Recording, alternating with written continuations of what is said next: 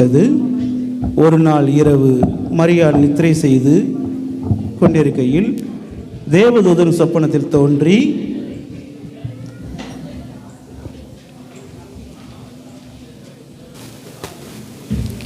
கிருபை பெற்றவளே வாழ்க, கர்த்தர் உன்னுடனே இருக்கிறார், ஸ்திரீகளுக்குள்ளே நீ ஆசீர்வதிக்கப்பட்டவள். மரியாளே பயப்படாதே, நீ தேவனிடத்தில் கிருபையை பெற்றாய். இதோ நீ கர்ப்பவதியாகி ஒரு குமாரனை பெறுவாய், அவருக்கு இயேசு என்று பெயரிடுவாயாக. அவர் பெரியவராயிருப்பார், உன்னதமானவருடைய குமாரன் எனப்படுவார். கர்த்தராகிய தேவன் அவருடைய பிதாவாகிய தாவீதின் சிங்காசனத்தை அவருக்கு கொடுப்பார். அவர் யாக்கோபின் குடும்பத்தாரை என்றென்றைக்கும் அரசாளுவார், அவருடைய ராஜ்யத்துக்கு முடிவிராது. இது எப்படி ஆகும்? புருஷனை அறியேனே. பரிசுத்த ஆவி உன்மேல் வரும், உன்னதமானவருடைய பலன் உன்மேல் நிழலிடும். ஆதலால் உன்னிடத்திலிருந்து பிறக்கும் பரிசுத்தம் உள்ளது தேவனுடைய குமாரன் எனப்படும். இதோ நான் தேவனுக்கு அடிமை, உம்முடைய வார்த்தையின்படி ஆக கடவது.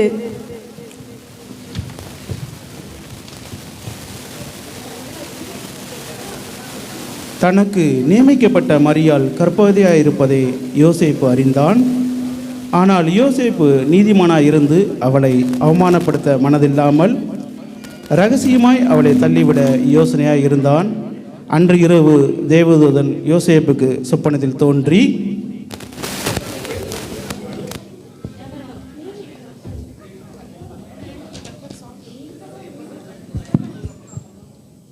தாவீதின் குமாரனாகிய யோசேப்பே, உன் மனைவியாகிய மரியாளை சேர்த்துக்கொள்ள ஐயப்படாதே. அவளிடத்தில் உற்பத்தியாய் இருக்கிறது பரிசுத்த ஆவியினால் உண்டானது. அவள் ஒரு குமாரனை பெறுவாள், அவருக்கு இயேசு என்று பெயரிடுவாயாக. ஏனெனில் அவர் தமது ஜனங்களின் பாவங்களை நீக்கி அவர்களை இரட்சிப்பார்.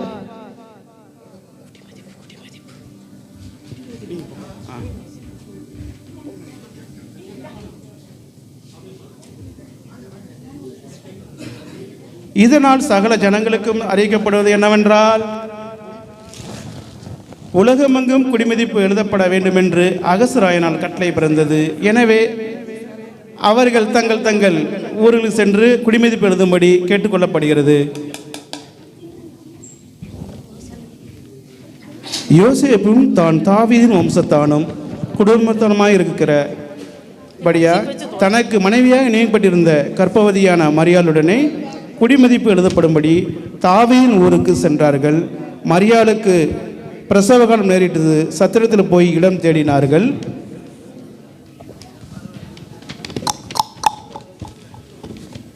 ஐயா, என் மனைவி பிரசவ வலியால் வேதனைப்படுகிறாள், உங்கள் சத்திரத்தில் இடம் இருக்கிறதா?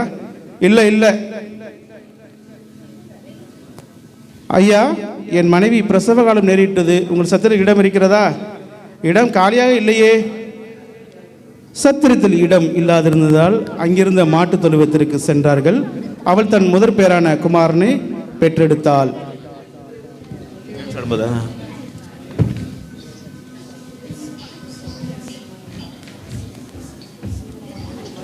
அப்பொழுது அந்த நாட்டிலே மேய்ப்பர்கள் வயல்வெளியில் தங்கி ராத்திரியிலே தங்கள் மந்தையை காத்து கொண்டிருந்தார்கள்.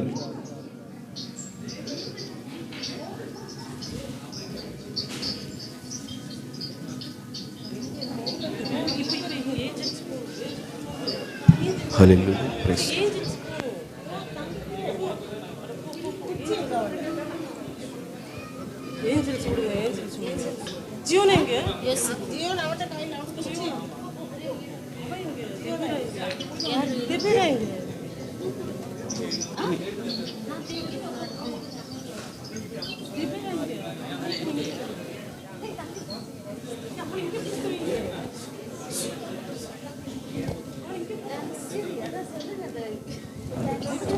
Hallelujah.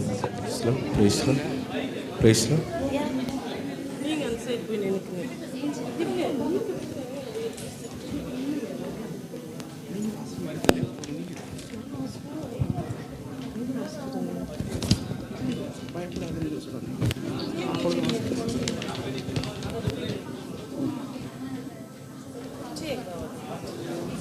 பயப்படாதிருங்கள், இதோ எல்லா ஜனத்துக்கும் மிகுந்த சந்தோஷத்தை உண்டாக்கும் நற்செய்தியை உங்களுக்கு அறிவிக்கிறேன். இன்று கர்த்தராகிய கிறிஸ்து என்னும் இரட்சகர் உங்களுக்கு தாவீதின் ஊரில் பிறந்திருக்கிறார். பிள்ளையை துணியில் சுற்றி முன்னணியில் கிடைத்திருக்க காண்பீர்கள். இதுவே உங்களுக்கு அடையாளம். யூதேயா தேசத்தில் உள்ள பெத்லேகேமில் பிறப்பார் என்று எழுதியிருக்கிறது.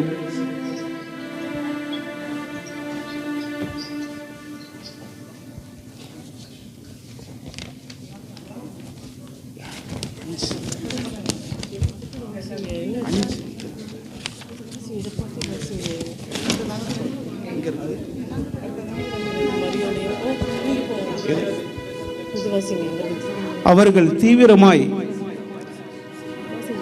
தீவிரமாய் வந்து மரியாளையும் யோசேப்பையும் முன்னணியில் கிடைத்திருக்கிற பிள்ளையும் கண்டார்கள்.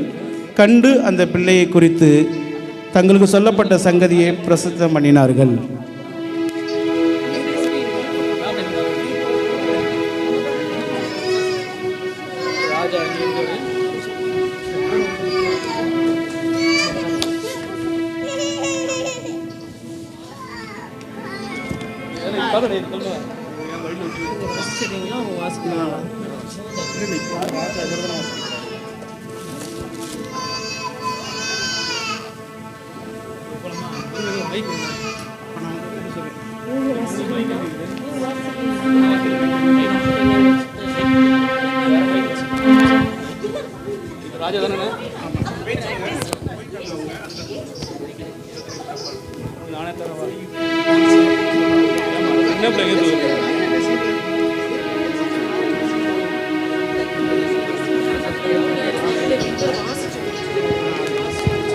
வேற மைக் மாமா நீ வந்ததும்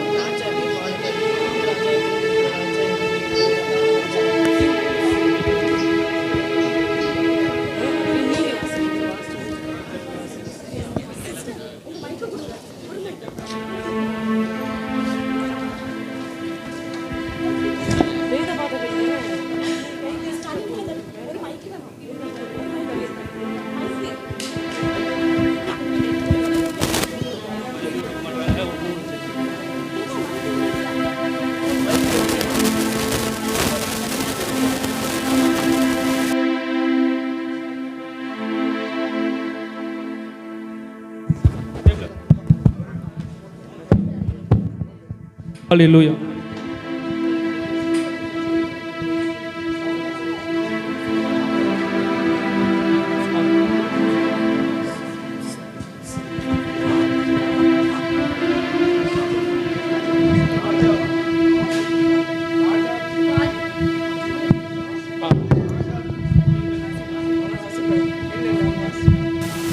ராஜாவே வாழ்க, யூதருக்கு ராஜாவாய் பிறந்திருக்கிறார்.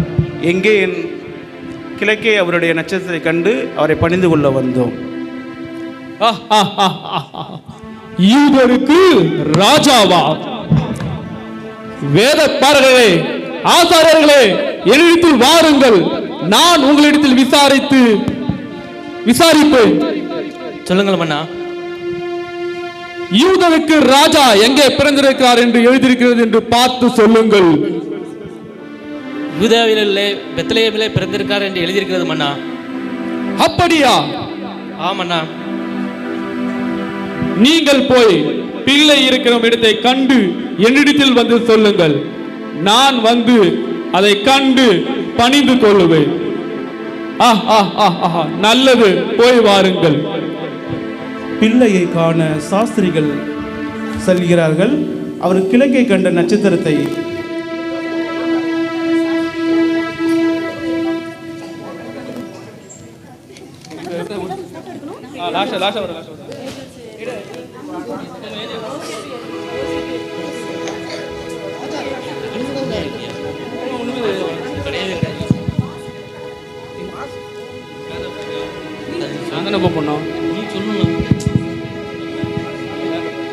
அவர்கள் கிழக்கில் கண்ட நட்சத்திரம் பிள்ளை இருக்கும் இடம் வரை அவளுக்கு முன் சென்றது. அவர்கள் அந்த வீட்டிற்குள் பிரவேசித்து பிள்ளையையும் அதன் தாயை மரியையும் கண்டு சாஷ்டாங்கமாய் விழுந்து அதை பணிந்து கொண்டு தங்கள் பொக்கிஷங்களை திறந்து பொன்னையும் தூபவர்க்கத்தையும் வெள்ளை போலத்தையும் அதற்கு காணிக்கையாய் வைத்தார்கள்.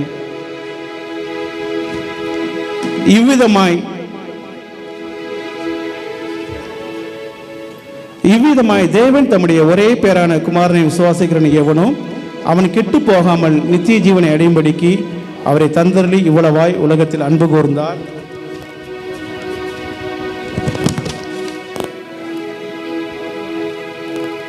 அருமை தேவனுடைய பிள்ளைகளை, இந்த அருமையான காட்சியை கண்டு இன்பம் பெறுவது மாத்திரமல்ல, உங்கள் வாழ்க்கையை மாற்ற வந்த கர்த்தராகிய இயேசு கிறிஸ்துவுக்கு உங்கள் வாழ்க்கையை அர்ப்பணியுங்கள்.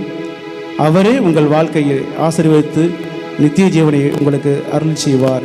கர்த்தர் தாமே உங்கள் ஒவ்வொருவரையும் ஆசீர்வதிப்பாராக. ஆமென்.